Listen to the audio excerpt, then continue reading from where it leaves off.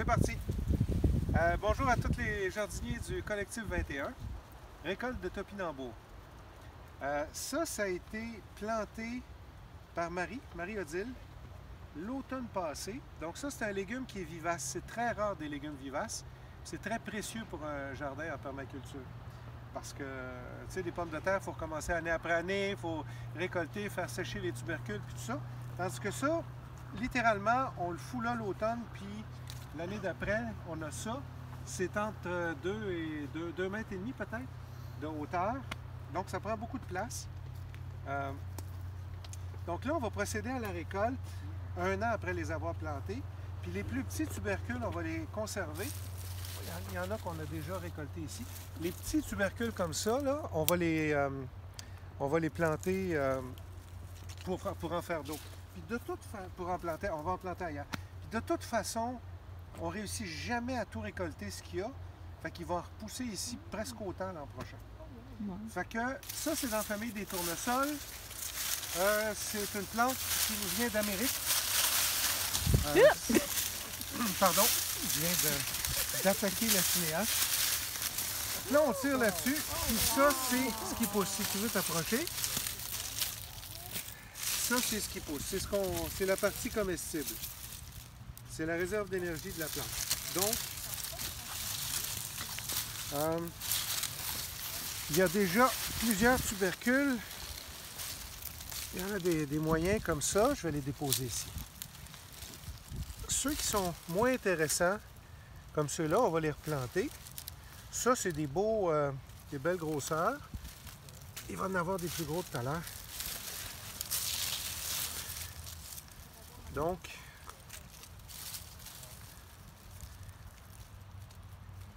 ça, c'est... On va les nettoyer, là. Mais ça, c'est ce que ça donne.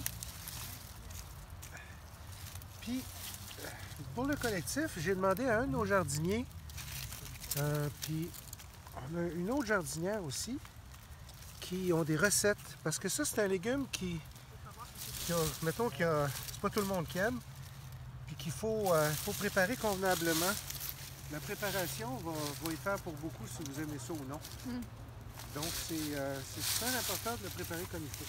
Fait que ça, c'est les tubercules qui sont venus avec le plant, mais il y en a d'autres là-dedans. Là. Fait qu'on va aller...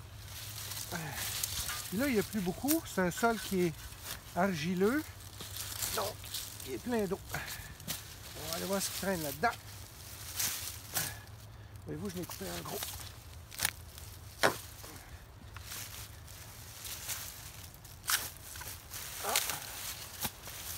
Donc, un des avantages... OK. Il n'y en a pas d'autres. Ils sont tous venus avec le plan parce que la terre est molle. Il y en a un petit. Ouais. Un des avantages de... Il y a différentes variétés. Ça, c'est un rouge rosé. Un des avantages, c'est qu'ils sont faciles à spotter. Il y a des variétés dont les tubercules sont beiges. Puis ça, regardez, ils sont pas mal plus durs à spotter, à trouver. Regarde. Ça, c'est un plant que je vais arracher. Et vous voyez comment il pousse. Ça, on va partager ça.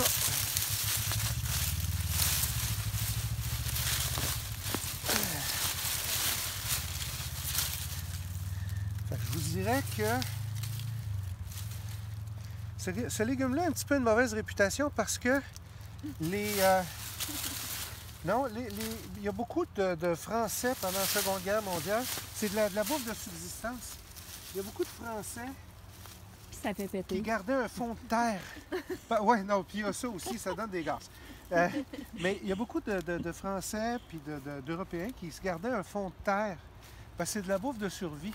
C'est indestructible. Si je le laisse là, il va juste en avoir plus d'année en année. Si je le divise pas, même si je le divise pas. Fait que quand il y a des disettes, puis qu'il n'y a rien que ça à manger, à un moment donné, ça devient très monotone. Donc là, ça revient dans les restaurants comme un légume de choix. Tiens, j'ai cassé lui, malheureusement, j'ai coupé lui. C'est pour ça qu'il faut aller. C'est pas évident. Là, ça revient dans les restaurants comme si c'était... Oh! Oups, là, je viens de frapper quelque chose. Un beau, tu sais, un légume fancy, mais dans le fond, en Europe, surtout les plus vieux, c'est considéré comme de la bouffe de survie. Fait que, puis oui, ça donne des gaz. Il y en a un là. Fait que la première fois, je vous suggère de ne pas trop en manger.